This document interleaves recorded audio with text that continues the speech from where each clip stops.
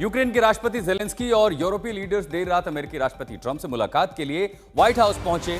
इसके बाद ट्रंप ने जेलेंस्की और यूरोपीय नेताओं के साथ मीटिंग की। बैठक के बाद ट्रंप ने कहा कि उन्होंने जेलेंस्की और पुतिन के बीच बैठक कराने की तैयारियां शुरू कर दी हैं। खबर है कि ट्रंप ने मीटिंग रोककर पुतिन को फोन लगाया और करीब आधे घंटे तक बातचीत की। पुतिन ने रूस और यूक्रेन के प्रतिनिधियों के बीच सीधे बातचीत का समर्थन किया। हालांकि रूस ने बयान जारी करके साफ कहा है कि वो यूक्रेन में नाटो सैनिकों की मौजूदगी के सख्त खिलाफ है। इससे पहले जेलेंस्की ने ट्रंप के साथ मीटिंग में कहा था कि वे किसी भी हाल में रूस के साथ जमीन की अदला बदली के लिए तैयार नहीं हैं। हालांकि जंग रोकने के लिए वे पुतिन के साथ बातचीत के लिए जरूर तैयार हैं। तो बड़ी खबर जो बीती रात महत्वपूर्ण डेवलपमेंट हुआ है कि पुतिन और जेलेंस्की की अब जल्द मुलाकात हो सकती है और ऐसा लग रहा है कि अमेरिका की मध्यस्थता यहां पर कारगर हो रही है। हालांकि ऐसी कई कोशिशों के बावजूद भी अभी तक रूस और यूक्रेन के बीच युद्ध रुका नहीं है। लेकिन ट्रंप और जेलेंस्की की मुलाकात अब संभावित है, लेकिन यूरोपीय नेता भी अगर उसमें शामिल होते हैं, क्योंकि यूरोप जिस तरह से लगातार यूक्रेन को समर्थन देता रहा है और उस बीच जो मुलाकात हुई है वो है ट्रंप और जेलेंस्की के बीच के साथ साथ यूरोपीय नेताओं की मौजूदगी।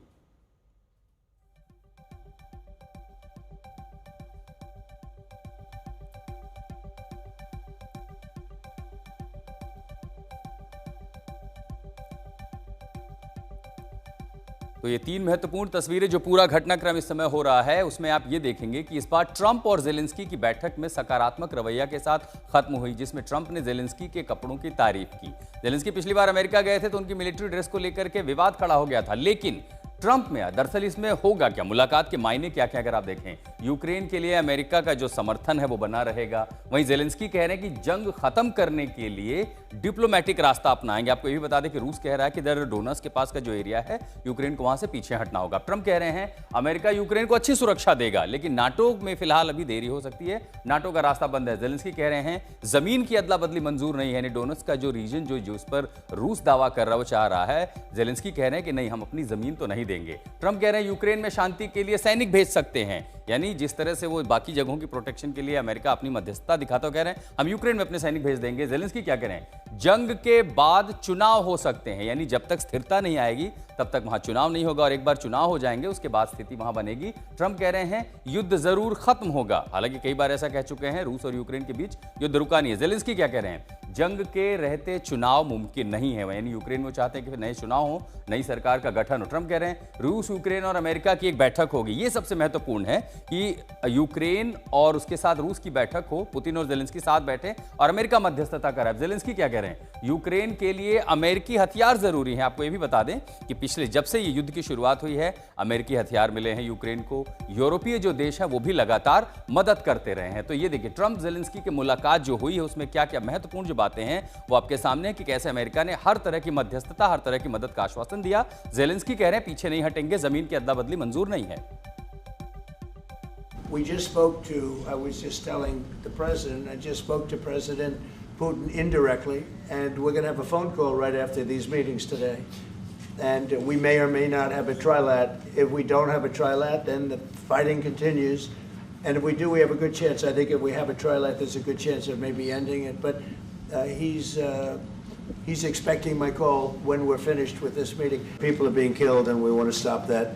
So I would not say it's the end of the road. No, I think we have a good chance of doing it.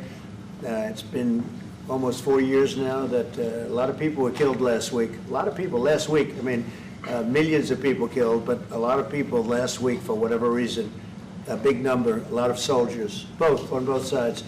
And I know the president, I know myself, and I believe Vladimir Putin wants to see it ended. I didn't do any ceasefires.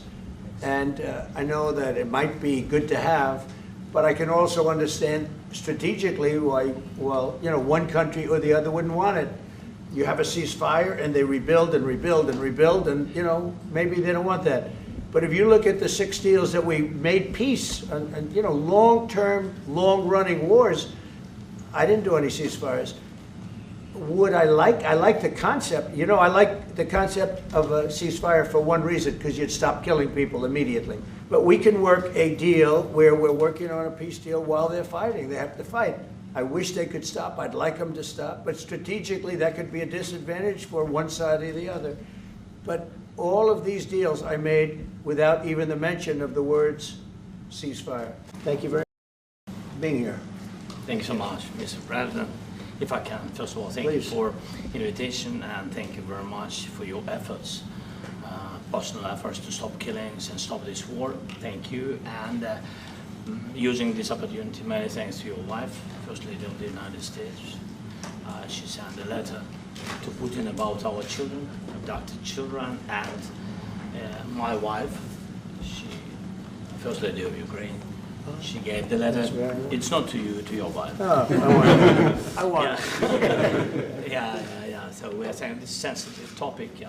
Yes, please. And thanks to our partners and that you supported this format. That after our meeting we can have leaders who are around us: UK, France, Germany, Italy, Finland, EU, NATO. I mean, all partners around Ukraine supporting us. Thanks to them and thank you very much for invitation.